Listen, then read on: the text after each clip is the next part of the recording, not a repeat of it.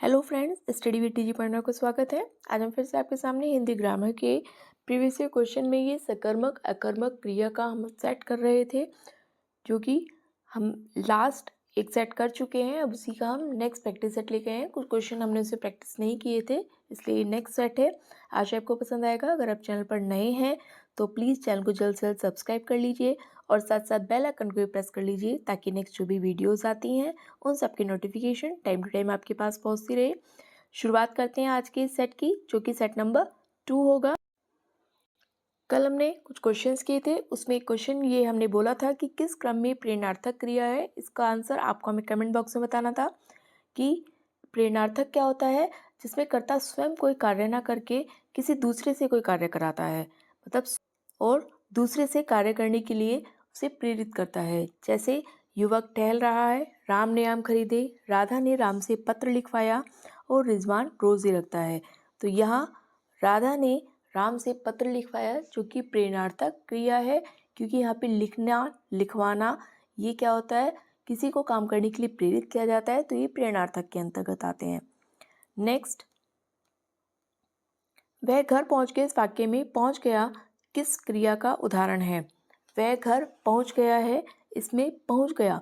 अब जहाँ पर दो क्रियाएं संयुक्त रूप से चलती हैं, जैसे पहुंचना अपने आप में एक क्रिया है और गया ये भी क्रिया है, सहायक क्रिया है। इसलिए जहाँ पर दो क्रियाएं एक साथ चलती हैं और दो क्रिया के कॉम्बिनेशन में चलता है, वहाँ संयुक्त क्रिया जाता है। इसलिए हमारा ऑप्शन यहाँ संयुक्त क्रिया के साथ जाएगा। इसमें प्रेरणार्थक भी नहीं होगा, अकर्मक भी नहीं होगा, द्विकर्मक जहाँ पर ये भी नहीं होगा, इसलिए हमारा option C will be correct answer. कृदंत क्रिया प्रभावित होती है। कृदंत क्रिया किससे प्रभावित होती है? पुरुष से, लिंग पुरुष से, लिंग वचन से या वचन पुरुष से। अब कृदंत क्रिया की अगर हम बात करते हैं तो ये है हमारी लिंग पुरुष से प्रभावित होती है। Option number B will be correct answer. Next, संयुक्त क्रिया का एक उदाहरण कौन सा है? रस्सी जल गई, सीता पढ़ रही है, तुम प्रतिदिन पढ़ने आया करो, बच्चा सोता है। अब अगर हम इसमें देखते हैं संयुक्त क्रिया, यानी कि जहाँ पर दो क्रियाएं संयुक्त रूप से काम करती हैं, वहाँ संयुक्त क्रिया होती है। रस्सी जल गई ये नहीं होगा, सीता पढ़ रही है, बच्चा सोता है। लेकिन पढ़ना और आना दोनों ही क्रियाओं को संयुक्त रूप से एक वाक्य में प्रयोग किया गया है, इसलिए हमारा option C will be correct answer. तुम प्रतिदिन पढ़ने आया करो, जो कि संयुक्त क्रिया का उदाहरण होगा। नेक्स्ट, कर्म के आधार पर क्रिया के भेद कौन कौन से होते हैं? 2, 3, 2, 4 या 6। कर्म के आधार पर क्रिया के भेद कितने होते हैं? ये होते हैं दो प्रकार के। कौन कौन से? अकर्मक एंड सकर्मक। कर्म के आधार पर क्रिया के दो भेद होते हैं, अकर्मक और सकर्मक। नेक्स्ट, किसी वाक्य में अकर्मक क्रिया है। खंबा खड़ा है, सिनेमा देखते हैं, रमेश सो चुका है और सीमा नृत्य करती है। अगर हम अकर्मक क्रिया की बात करते हैं, हम जैसे लास्ट ऑप्शंस में लास्ट हम अपनी वीडियो में आपको कुछ टॉपिक का कुछ वर्ड हमने ऐसे बताए थे जो कि अकर्मक क्रिया के अंतर्गत आते हैं। कौन कौन से? जैसे चलना, जाना, दौड़ना, हंसना, रोना, उड़ना, बैठना और निकलना। तो अगर हमें देखते हैं, खड़ा, देखना, चुका, सो चुका और नृत्य करना, इनमें से कौन सा एक ऐसा उदाहरण होगा जो कि अकर्मक क्रिया के अंतर्गत आएगा? देखना ये भी नहीं होगा, सो चुका है ये भी नहीं होगा, नृत्य करती है ये भी नहीं होगा, जबकि हमारा आंसर अकर्मक क्रिया का उदाहरण, जो कि ऑप्शन नंबर ए खंबा खड़ा है, यही हमारा अकर्मक क्रिया का वाक्य होगा। नेक्स्ट, किसी वाक्य में सकर्मक क्रिया नहीं है। किसमें सकर्मक क्रिया नहीं है? मतलब बाकी तीन के ऑप्शन सकर्मक क्रिया के हैं। बच्चे फिल्म देख रहे हैं, रजत दूध पी रहा है, मनीषा ने कार खरीदी और मोर नाचता है। तो अगर हम यहाँ बात करते हैं तो फिल्म देख रहे हैं, ये तो सकर्मक क्रिया का उदाहरण है, क्या देख रहे हैं? फिल्म देख रहे हैं। पी रहा है, क्या पी रहा है? दूध पी रहा है, ये भी सकर्मक क्रिया का उदाहरण है। खरीदी या कार होगा, क्या खरीदी? कार खरीदी, ये भी सकर्मक क्रिया का उदाहरण है। लेकिन मोर नाचता है, ये हमारा अकर्मक क्रिया के साथ जाएगा। Option number D will be correct answer. Next, द्विकर्मक में डैश रिक्त स्थान की पूर्ति कीजिए। द्विकर्मक में क्या होता है? प्रथम कर्म प्राणीवाचक होता है और द्वितीय प्राणीवाचक। प्रथम कर्म प्राणीवाचक होता है और द्वितीय कर्म अप्राणीवाचक। प्रथम और द्वितीय कर्म अप्राणीवाचक होते हैं या प्रथम और द्वितीय कर्म प्राणीवाचक होते हैं। तो इसमें जो हमारा प्रथम कर्म प्राणीवाचक होता है और द्वितीय कर्म अप्राणीवाचक होता है। Option number B will be correct answer. प्रथम और द्वितीय दोनों कर्मों में प्रथम प्राणीवाचक और द्वितीय अप्राणीवाचक। नेक्स्ट, जब दो या दो से अधिक क्रियाएं मिलकर किसी पूर्ण क्रिया को बनाती हैं तब कौन सी क्रिया कहलाती है? हम अभी बात करके गए हैं कि जब दो या दो से अधिक क्रियाएं मिलकर पूर्ण क्रिया का निर्माण करती हैं तो वहां पर संयुक्त क्रिया के साथ हम जाते हैं। Option number D will be correct answer, संयुक्त क्रिया।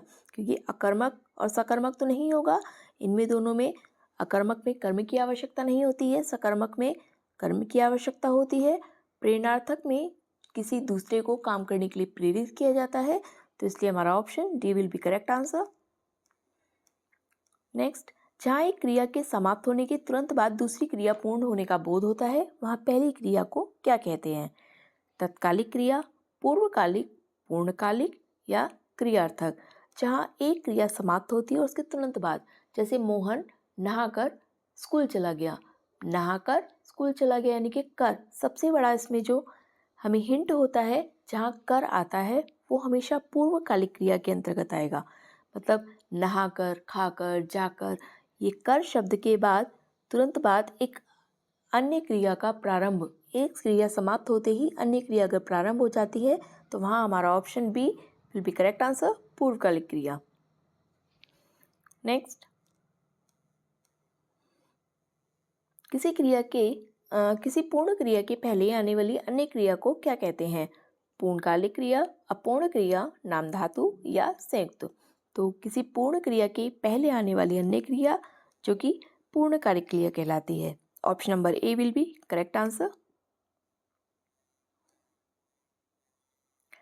किस क्रिया में संरचना की दृष्टि से क्रिया का भेद नहीं है? किस क्रम में? नाम धातु क्रिया, प्रेरणार्थक, सकर्मक या संयुक्त। अगर हम देखते हैं संरचना की दृष्टि से, नाम धातु, प्रेरणार्थक और संयुक्त ये तीनों ही संरचना की दृष्टि से क्रिया के भेद होते हैं। संरचना या रचना, रचना भी आता है कहीं पर नाम इसका। संरचना या रचना की दृष्टि से नाम धातु, प्रेरणार्थक और संयुक्त क्रिया इसके उदाहरण होते हैं। लेकिन सकर्मक जो कि कर्म के अनुसार आता है, इसलिए हमारा option C will be correct answer, सकर्मक। नेक्स्ट क्वेश्चन नंबर 22, कौन सा क्रम सही नहीं है? माँ ने मुझे साड़ी दी, द्विकर्मक क्रिया। चिड़िया उड़ रही है, अकर्मक क्रिया। वह चालक निकला, सकर्मक। या पुलिस ने चोर पकड़वाया, प्रेरणार्थक। अब हमें ये बताना है कि कौन सा क्रम सही नहीं है। मतलब एक इसमें करेक्ट, बाकी तीन इसमें करेक्ट है, एक इसमें करेक्ट नहीं है। माँ ने मुझे साड़ी दी, क्या ये द्विकर्मक में आएगा? साड़ी दी, साड़ी देना, क्या ये द्विकर्मक में होता है? चिड़िया उड़ रही है, क्या ये अकर्मक में होगा? वह चालक निकला, क्या ये सकर्मक में होगा? या पुलिस ने चोर पकड़वाया, क्या ये प्रेरणार्थक में होगा? पकड़वाया ये दूसरे से काम करवाना, प्रेरणार्थक में आता है। उड़ना ये अकर्मक में आता है। और मुझे साड़ी दी द्विकर्मक में, क्योंकि मुझे और साड़ी दोनों ही कर्म, दो कर्म है यहाँ पे, तो इसलिए ये द्विकर्मक में जाएगा। लेकिन वह चालक निकला ये सकर्मक, इसका क्रम सही नहीं है क्योंकि यहाँ कर्म की आवश्यकता होनी चाहिए हमें और यहाँ कर्म नहीं है, इसलिए हमारा option C will be correct answer. Next, काम का नाम बताने वाले शब्द को क्या कहते हैं? मतलब जहाँ पर किसी काम को किया जाता है वो किसके द्वारा पता चलता है? संज्ञा, सर्वनाम, क्रिया या विशेषण। काम का नाम बताने वाले शब्द क्या होते हैं? क्रिया होते हैं। Option number C will be correct answer. Next, निम्न में से सकर्मक क्रिया का उदाहरण कौन सा है? वह छत पर है, राम मंदिर अयोध्या में बना है, हाथी सो रहा था या रमेश ने खिलौने खरीदे। ऑप्शन नंबर अगर हम ए की बात करते हैं, सकर्मक क्रिया का उदाहरण हमें बताना है कि कौन सा है, मतलब उसमें कर्म होना चाहिए। वह छत पर है, क्या इसमें कर्म है? नहीं। राम मंदिर अयोध्या में बना है, इसमें भी कोई कर्म नहीं है। हाथी सो रहा था, ये भी, इसमें भी कोई कर्म नहीं है। ये तीनों ही किसके अंतर्गत आएंगे? अकर्मक के अंतर्गत। लेकिन रमेश ने खिलौने खरीदे, क्या खरीदे? खिलौने खरीदे, इसलिए हमारा option D will be correct answer. Next, निम्नलिखित में से कौन सा वाक्य पूर्वकालिक क्रिया का उदाहरण है? पूर्वकालिक क्रिया जहाँ पर एक कार्य को समाप्त करके तुरंत ही किसी दूसरे कार्य का प्रारंभ किया जाता है, दूसरी क्रिया आरंभ की जाती है। अजय पढ़कर खाता है, माँ बच्चे को दूध पिलाती है, अजय विजय से पत्र लिखवाता है, अजय पढ़ने विद्यालय गया। जहाँ पर मैंने बताया था सबसे बड़ी पहचान होती है कर। पढ़ने विद्यालय गया, यहाँ हमें कर का नहीं कोई पहचान हो रही है। पत्र लिखवाती है, ये तो प्रेरणार्थक के अंतर्गत आता है। माँ बच्चे को दूध पिलाती है, क्या पिलाती है? ये सकर्मक के अंतर्गत आएगा। जबकि पढ़कर खाता है, एक तो पढ़ना और दूसरा खाना, ये दो क्रियाएं होती हैं, इसलिए हमारा option A will be correct answer. Ajay पढ़कर खाता है, ये हमारा पूर्वकालिक क्रिया के अंतर्गत जाता है। नेक्स्ट, निम्नलिखित अकर्मक सकर्मक क्रिया शब्द युग्म में किस में त्रुटि है? खुलना खोलना, मुड़ना मोड़ना, जुड़ना जोड़ना या दिखाना देखना। अगर हम देखते हैं, खुलना का खोलना होता है, ये करेक्ट है।